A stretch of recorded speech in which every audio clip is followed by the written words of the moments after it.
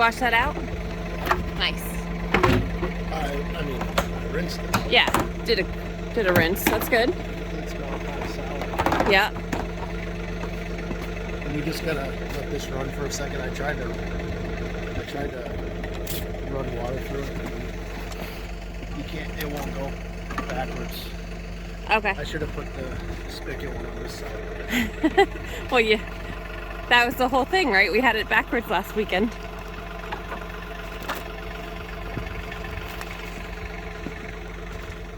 So we haven't collected sap all week. It was low 20s, high 40s. Well, high was in the 40s, I should say.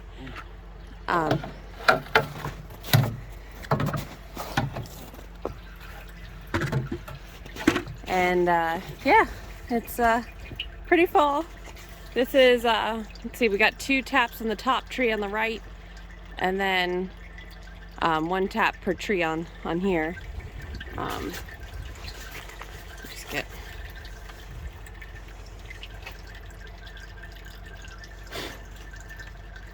the spiders have been hatching everywhere, so running pretty good. It's 30 degrees Fahrenheit right now.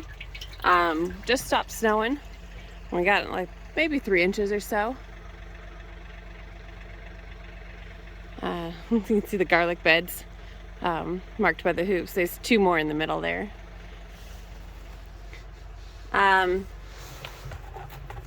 So imagine this will get going pretty good today. It's or okay today. It's gonna be a high of the mid to high 30s, I think. And tomorrow we'll be back to 40s. And the 10-day outlook is 20s at night, around 40 during the day. So that should run pretty good. These taps we did were pretty early, and wasn't sure because we had, you know, the February thaw, which is very typical, and then our second winter, which is also very typical.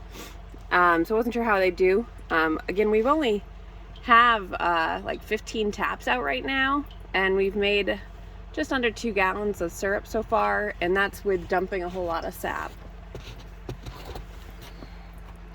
Jay's gonna start the pump. Yeah? It's already started. Already started? Nice. Wasn't even paying attention. It has gone down actually quite a bit. We'll get this one mostly emptied, get the evaporator started, and then we'll go collect down in the driveway roadside. And we're still trying to figure out if we're going to tap the rest of our trees. This very large maple right here is one of the biggest producers we have.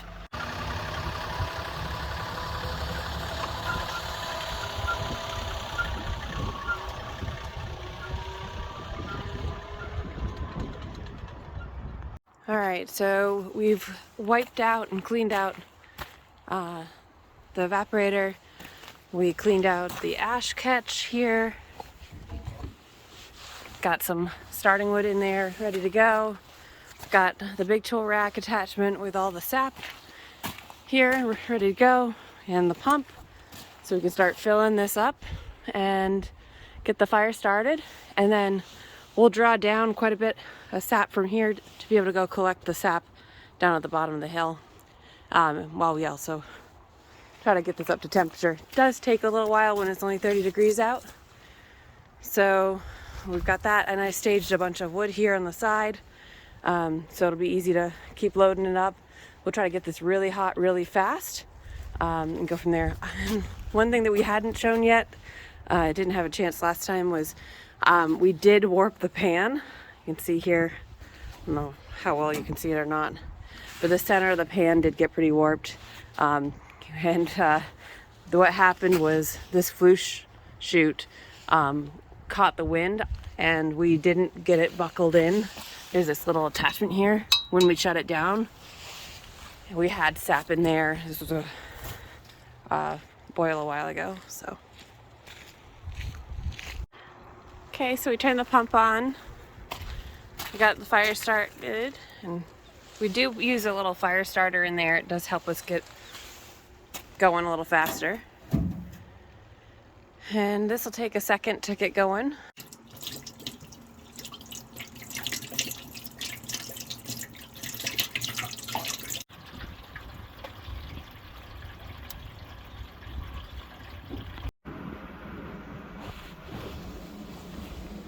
Steam smells good. Still pretty cold, but we got the fire going pretty good.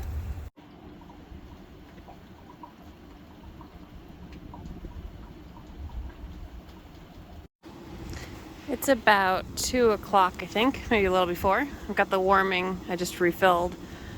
We use this little potato masher for the foam. It works pretty good because it doesn't take out all the extra sap. So I can just scrape it. You can see it collects it pretty good. So that works well. My aunt was just asking me on Messenger, and I thought I would share. So this is a lot of work, but it also isn't. So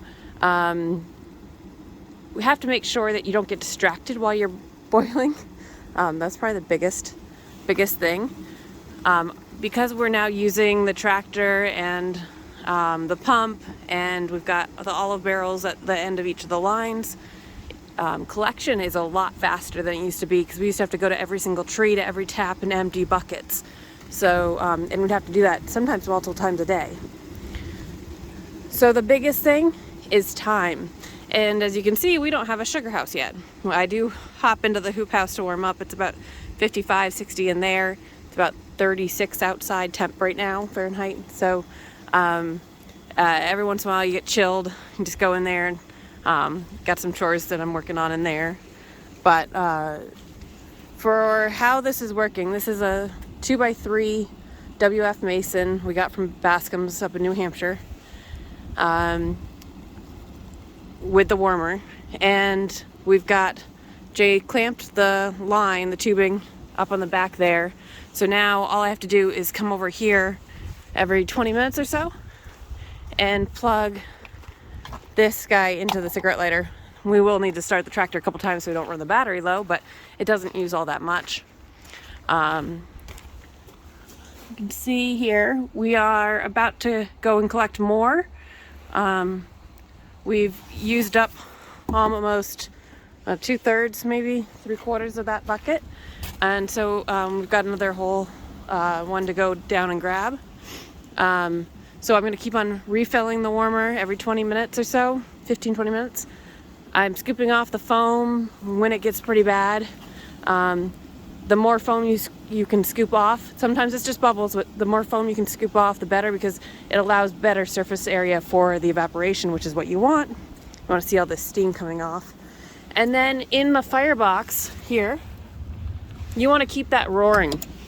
And so that we refill every about 8 minutes. We don't have a fan. A lot of people do put a fan to blow this and make it even hotter. But this evaporator, I believe, is rated for somewhere around 8 gallons of sap an hour for boiling off. So, you know, this is total today. We're gonna probably be outside, Jay and I taking shifts, somewhere around maybe 6 hours today we'll be out here.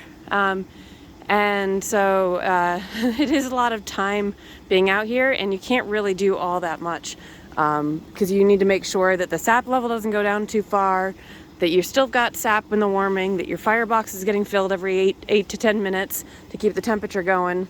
So there's a lot of just keep your eyes on this, and don't do anything else while you're sugaring, or you will be regretting it. So that's the biggest thing. So I make myself busy around here with doing the foam, staging some wood for the firebox, checking all the different things at any given time. This one does have the thermometer on the side. So 0, you calibrate to your boiling point, depending on your elevation and things like that. Everyone's boiling point slightly different. And you want to go, I think, I'm going to get this wrong, but I think it's 7.5 degrees over boiling point to hit syrup. You can see this wonderful amber coloring coming in right now here. It's a little lighter here, and then it's almost clear at that where the sap's coming in. We try to keep the sap level a little below that little opening. That kind of helps us gauge how much we have in here.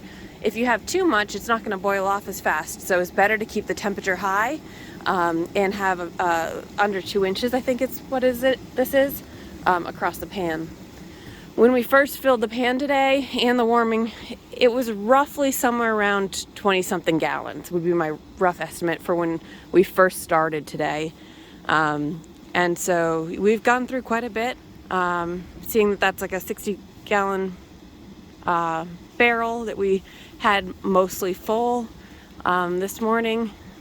We're probably talking that we've already gone through about 30 gallons, probably about 30 gallons, and then plus the stuff we have in here. People ask also about the way the movement is on this, and so by you don't want to ever put cold sap into boiling. That won't do very good. So having the warming on the top is really helpful, but if you don't have that, make sure it's just not ice cold at least.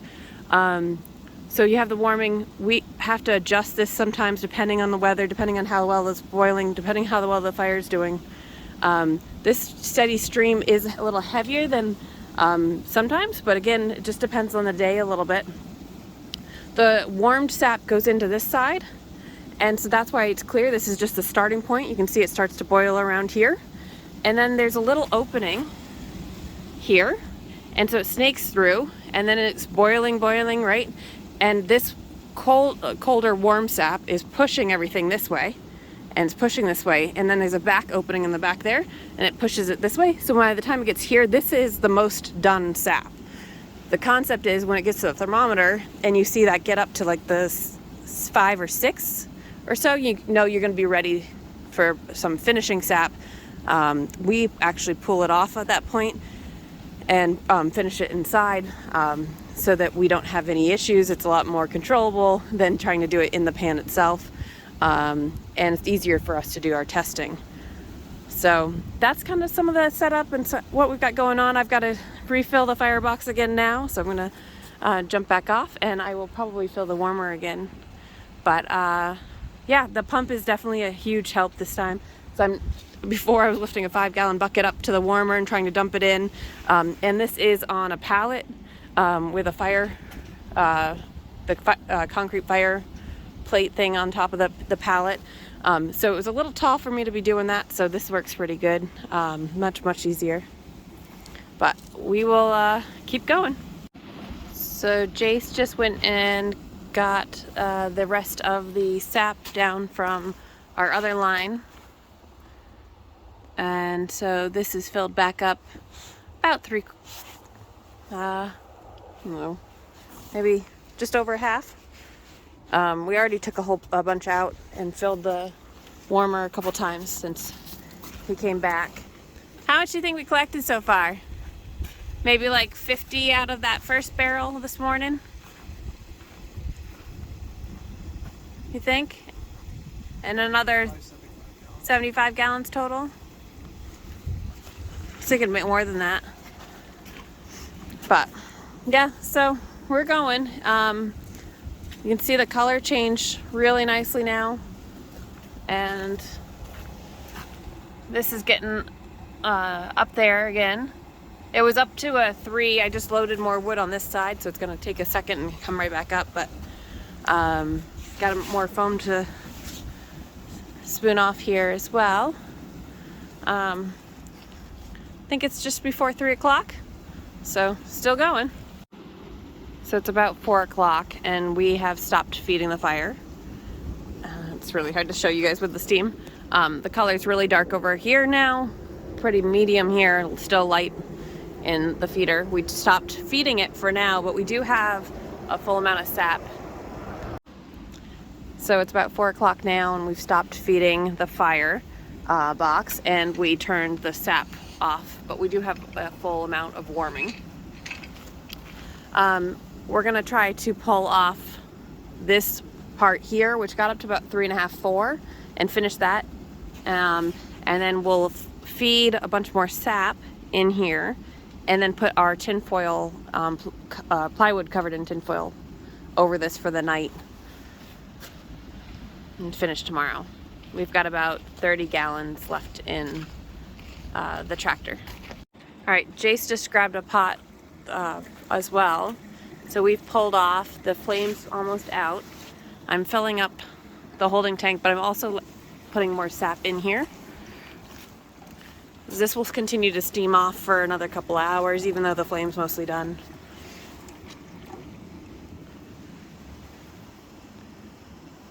Let's see. That's gonna continue to fill. You can still see some good amber color over here. A little tanner, but still pretty clear. And then some clear sap over on this side. And the firebox we burned down mostly. So we'll get that shut off now and pin the bottom so we don't have any issues. So.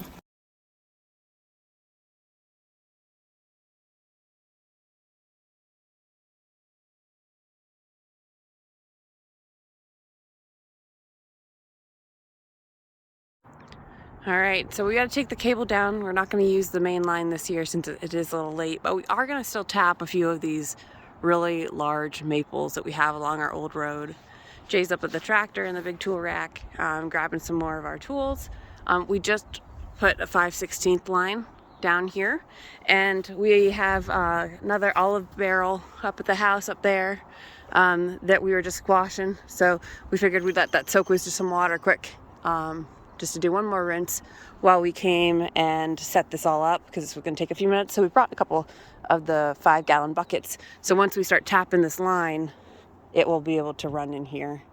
The good news though is that the tree weave worked pretty good for holding it up straight. Jase is yelling if I have the buckets. I already got the buckets and the hammer. He's got the drill and some of the drop lines. We've got the two-handed tool and the an extra end attachment right here, and then this is the extra tubing we have where we're gonna, because this is so far, it's probably maybe I'm probably gonna need 8 feet of tubing from here to get to the bottom of this little ravine here, or ditch. We're gonna need to cut a new line for that.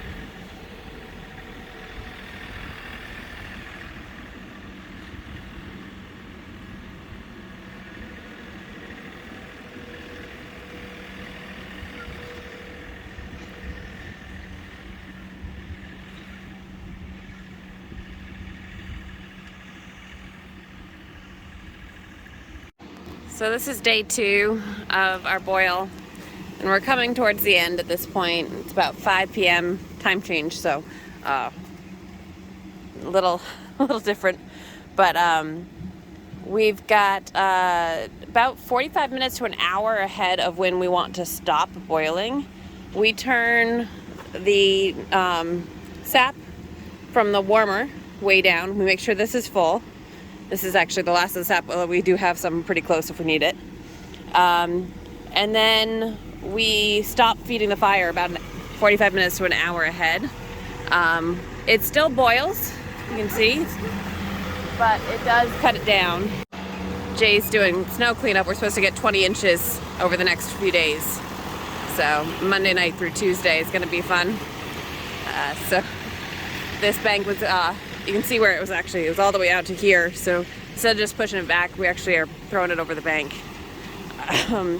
But one of the things that we realized as I'm inhaling steam here, was that when we were going to do shutdown, we kept on having issues and trying to compete against multiple different things that we were trying to do all at once.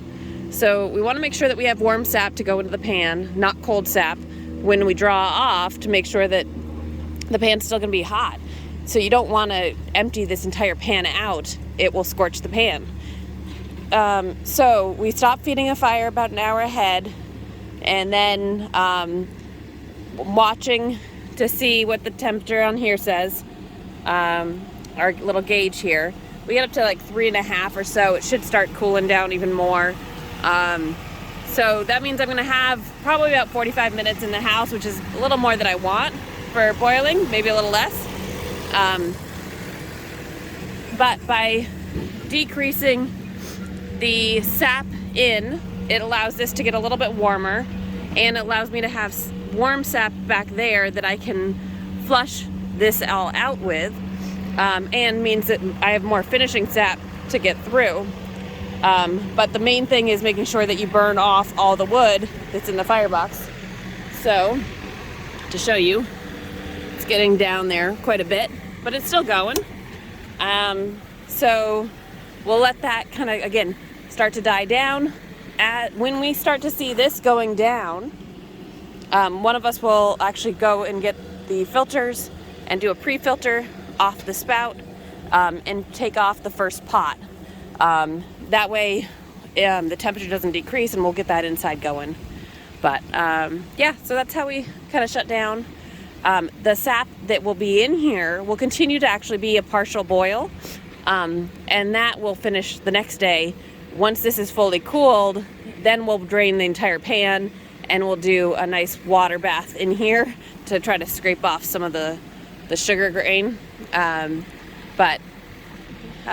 so slow drip, stop feeding the fire, and focus on getting the fire down so that you don't have any flare-ups, and making sure that you have extra sap in the back is all really important.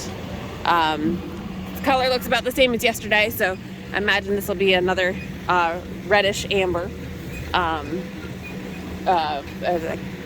Golden amber? I can't remember what they called it. Amber A or something like that. So it'll be good. Yeah, just want to make sure that you don't let the sap go down too far low, and I use the thermometer as our gauge to make sure that I'm at least covering the thermometer on that side. But we'll use this sparingly. So the other things to note is that we are now, as of today, up over 25 taps, maybe 28, I can't remember. We did tap our giant maple here. This is our largest sugar maple on the property. That's got 2 taps in it. And then we've got the whole old row is now tapped.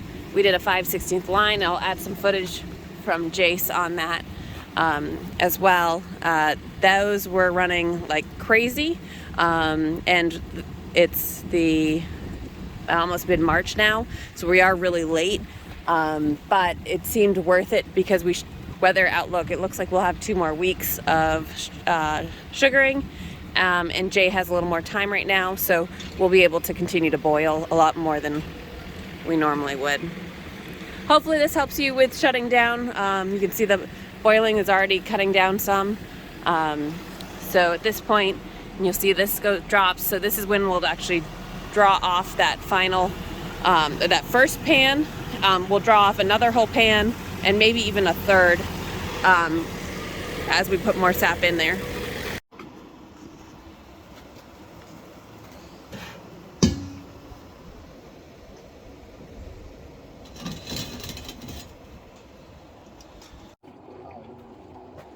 That's gonna help too.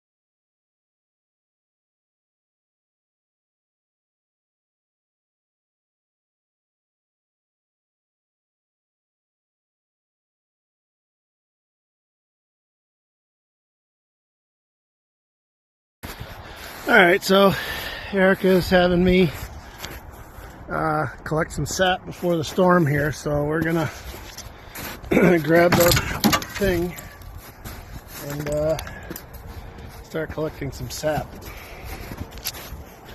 So I'm gonna pull this line down here.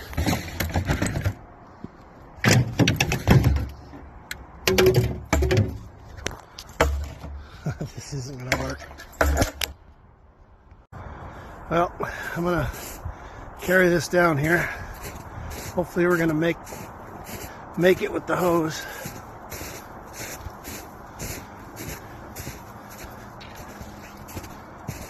Yep. Perfect. Let's see what we got. That's quite a bit. It's flowing really good. Looks like about half, 25 gallons.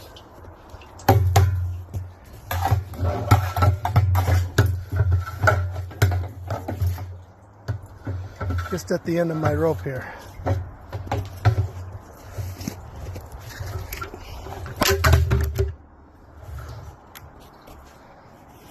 Alright, let's turn on our pump.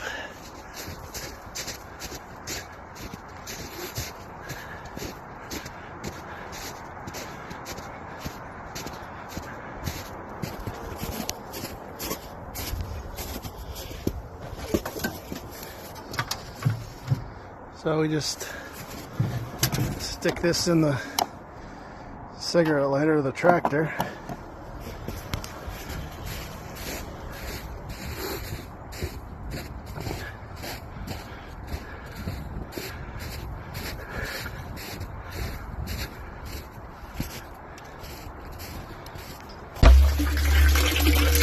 Pick up the sap for the day.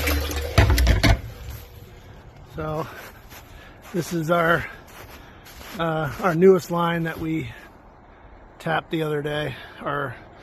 All these trees we tapped. We were planning on doing it before, and then we got sick. So we're kind of glad that we did, because this thing's produced 25 gallons in about a day. It's pretty sweet. So I'm going to collect all this, and then I have one more spot I need to pick up for the day.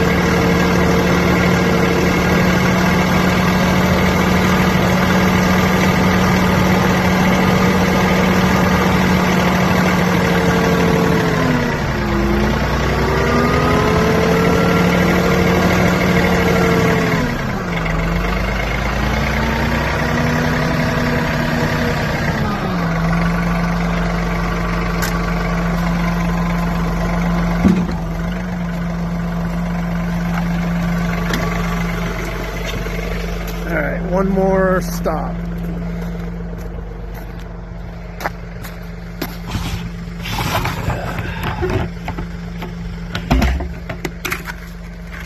A little bit.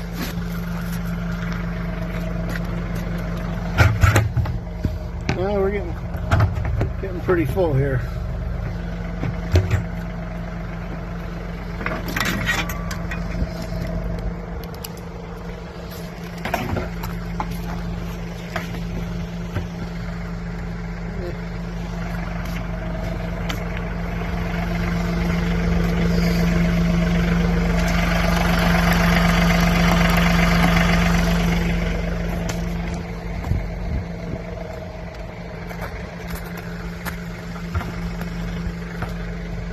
Suck this out of there and we'll be all set. Luckily it looks like most of the ice melted. Well, it looks like we got a pretty good haul today. This was empty probably half an hour ago. So that's pretty good. We got 3 barrels, one down there, one here, one up top. And we're gonna fill this entirely, so that'll be really cool.